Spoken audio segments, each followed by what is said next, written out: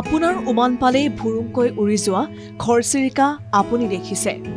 কিন্তু আহ বুলিলেই পাখলৈ অহা চৰাই দৃশ্য দেখিলেই সহজেই অনুমান কৰিব পাৰি। কিমান বিশ্বাস কৰিলে চৰাই মানুহৰ কাষ চাপে। হাতত চৰাই লৈ থকা মানুহজনৰ নাম মনোজ গগৈ।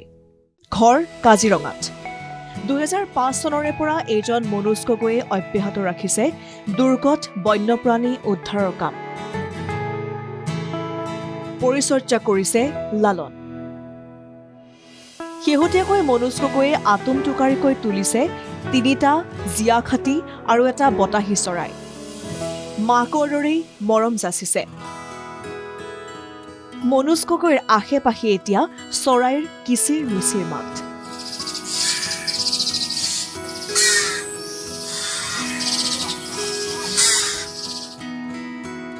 মুকলি আকাশত উৰিব পৰাকৈ তুলিছে চৰাইকেইটিক, খুৱাইছে খুটকন। মনোজ গগৈয়ে ফান্দত লগা চৰাই, আঘাতপ্ৰাপ্ত জীৱ-জন্তু উদ্ধাৰ কৰি সেইসমূহক পৰিচৰ্যা কৰি পুনৰ বনত মুকলি কৰি আহিছে।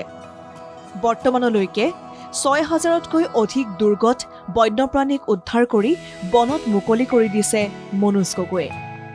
মনোজ গগৈয়ে গঢ়া এখন অৰণ্যত মুক্তমনে বিচৰণ কৰে বিভিন্ন পশু-পক্ষীয়ে। গগৈৰ মাতত মাত লয়, গগৈৰ বাটত আহাৰ খায়।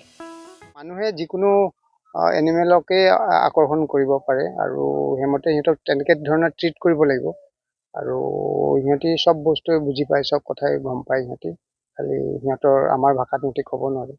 গতিকে আমি সদায় জীৱ-জন্তুক সন্মান দিব লাগিব, সন্মান কৰিব লাগিব, আৰু তেতিয়াহে আমাৰ এই পৃথিৱীখন সুন্দৰ হৈ থাকিব।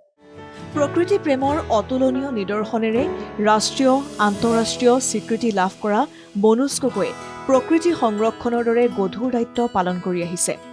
এনে দৃশ্যসমূহ দেখিলেই হয়তো ভাৱ হয়, প্ৰকৃতিলৈ এনে মৰম বহুতৰ মনত আছে বাবেই হয়তো পৃথিৱীখন ইমান ধুনীয়া, পৃথিৱীখন ইমান সেউজীয়া।